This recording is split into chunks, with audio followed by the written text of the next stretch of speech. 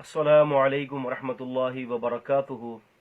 الحمدللہ رب العالمین والعاقبۃ للمتقین والصلاة والسلام علی اشرف الانبیاء والمرسلین وعلی آلہ وصحبہ اجمعین، اما بعد، قال النبی صلی اللہ علیہ وسلم من یرد اللہ بہ خیرا یفقہہ فی الدین۔ رب اشرح لی صدری ویسر لی امری واحلل عقدۃ من لسانی یفقہوا قولی۔ معزز ناظرین اکرام، السلام علیکم ورحمۃ اللہ وبرکاتہ۔ ایک بہت ہی ضروری اور حساس مسئلے کی طرف جو ہے وہ توجہ دلانا مقصود ہے۔ اللہ اکبر کبیرہ۔ آپ یہ دیکھیں کہ ہمارے متقدمین جو گزرے ہیں، ہمارے جو سلف صالحین گزرے ہیں، صحابہ اکرام ہو گئے اور محدثین عظام ہو گئے رحمہم اللہ تعالی، انہوں نے جو بھی قانون اور جو بھی اصطلاحات جو ہے انہوں نے اس کو ڈیولپ کیا، ان اصطلاحات کو جو ہے وہ متعارف کروایا، ان تمام اصطلاحات کے اندر جو خاص جو مقصد تھا اور جو نیت تھی وہ تھی اسلام کی ترویج۔ صحابہ اکرام رضوان اللہ تعالی علیہم اجمعین کی تو بات ہی اور ہے، رضی اللہ عنہم ورضوا عنہ ذالک لمن خشی ربہ، یہ تو اللہ سے راضی ہیں، اور الصحابہ کلہم عدول، صحابہ اکرام سارے کے سارے عدول ہیں۔ لیکن بعد والے جو لوگ جو ہیں، جو محدثین اکرام ہیں رحمہم اللہ تعالی، انہوں نے بھی اپنی زندگیوں کو لگا کر کتاب اور سنت کے دفاع پر اور اس کے فہم کے حوالے سے اور اس کی چھان اور پھٹک کے حوالے سے جو قانون انہوں نے جو ہے وضع کیے، وہ سارے قانون اس بات کے اوپر جو ہے وہ دلیل بنے ہیں کہ تاکہ اللہ تبارک و تعالی کے دین کا دفاع ہو جائے۔ بعد میں جس طرح سے آپ یہ سمجھ لیں کہ محدثین اکرام کے بعد پھر بہت سارے لوگ آئے، اور پھر ہم جانتے ہیں کہ واضح کیا ہے اس بات کو شاہ ولی اللہ محدث الدہلوی رحمہ اللہ نے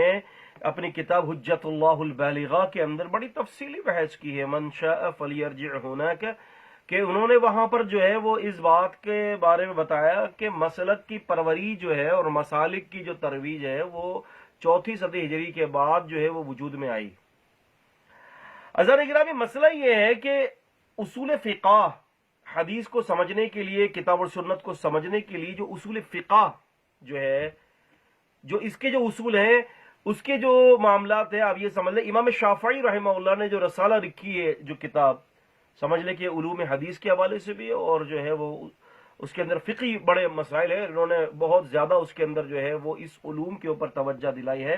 لیکن امام شافعی رحمۃ اللہ علیہ نے جس دور کے اندر رسالہ جو لکھا ہے، ان کا مقصد اور ان کی نیت کیا تھی کہ وہ یہ تھا کہ بات یہ ہے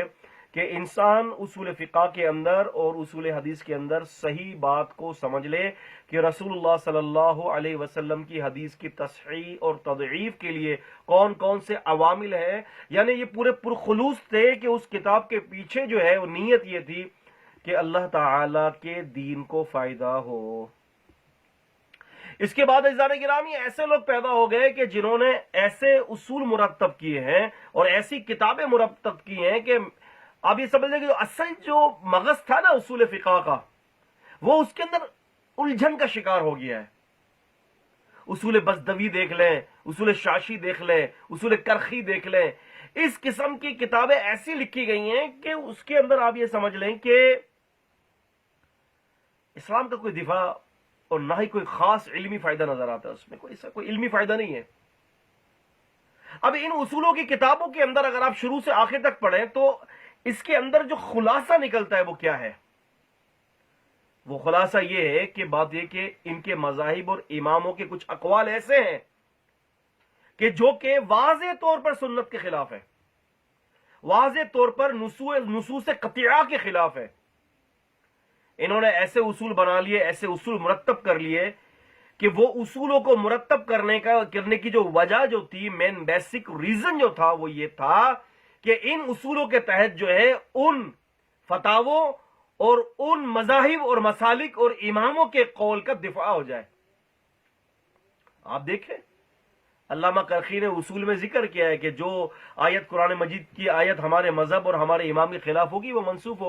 ہوگی، اور جو حدیث پاک رسول اللہ صلی اللہ علیہ وسلم کی ہمارے امام اور ہمارے مذہب کے خلاف ہوگی ہم اس کی تعویل کر دیں گے. آپ دیکھیں حتیٰ کہ آپ یہ پڑھ سکتے ہیں اصول شاشی ہو گیا, اصول کرخی ہو گیا, اور اسی طرح بزدوی وغیرہ ہو گیا, اس میں کئی ایسے اصول موجود ہیں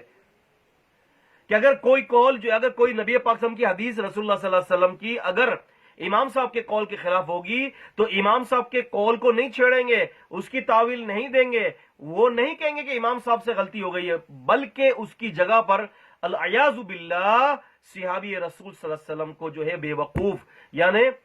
صحابی رسول صلی اللہ علیہ وسلم کو جو ہے غیر فقی فقی کی ضد ہے,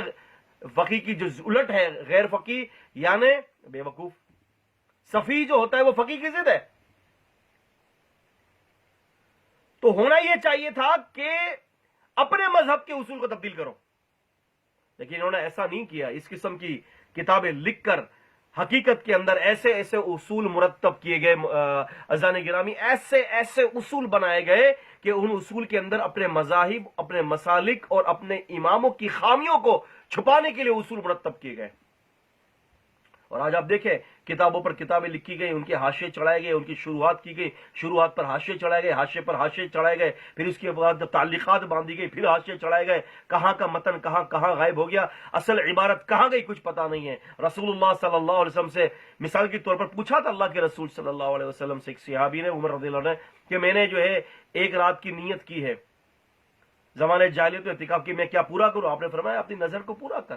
اب انہی مسلک پرور لوگوں نے کہا کہ ہمارے امام نے کہا ہے کہ جائز نہیں ہے ایک دن یا ایک رات کا اعتکاف, لا یجوزن, وہ جائز نہیں ہے, جبکہ اللہ کے رسول نے جائز قرار دیا. آپ نے فرمایا ٹھیک ہے اپنی نظر کو پورا کرو عمر, ایک دن یا ایک رات کے جو بھی ان کے اعتکاف کی نیت تھی, آپ نے فرمایا اپنی نظر کو پورا کر. لیکن کہنے لگے کہ امام ابو حنیفہ, وقال ابو حنیفہ رحمت اللہ علیہ لا یجوز, امام ابو حنیفہ فرماتے کہ جائز نہیں ہے. اب اس قسم کی باتیں جب ہوں گی تو امت میں تفرقہ نہیں پھیلے گا, تو کیا اتحاد کی فضا قائم ہوگی؟ تو عزیز دوستوں, بات یہ ہے کہ اس قسم کے اصول ایسا مرتب کیے گئے کہ اگر ہم اس کے پیچھے دیکھتے ہیں ان اصولوں کے, بہت بھیانک اور بہت خطرناک مقاصد سامنے آتے ہیں. جائیے آپ دیکھیں اصولوں کی کتابیں پڑھیں, اس کے شروع سے اس کی الف سے لے کر اس کی یا تک جو ہے آپ پڑھیں, اس کو دیکھیں. اصل جو قانون ہے وہ قانون تو پتہ نہیں کہاں رہ گئے, کہاں دب گئے. آپ دیکھیں نا خامہ پیلی کے تواتر کی بحث اور اخبار احد کی بحث لی, جب کوئی بحث ہی نہیں ہے. تواتر کے معنی اور تواتر کے جو ہے وہ اس کی اصطلاح کا تعین تو یہ خود جو ہے وہ فقہی اصولوں کو ماننے والے نہیں کر سکے کہ انہوں نے کوئی تعین ہی نہیں کیا اس کا. اور تواتر کی بحث خامہ پیلی اصول فقہ کے اندر لگا دی ہے اخبار احد کے اوپر, جبکہ امام بخاری رحمہ اللہ نے اخبار الاحاد کے حوالے سے صحیح بخاری کے اندر یہ رد کیا ہے کہ خبر واحد دلیل حجت ہے. لیکن ایسے ایسے قانون وضع کیے گئے, میں آپ کو بتاؤں گا, آپ پریشان ہو جائیں گے. تو دوستوں اور بھائیوں, میرے بات یہ کہ اصل مراجع کی طرف رجوع کریں,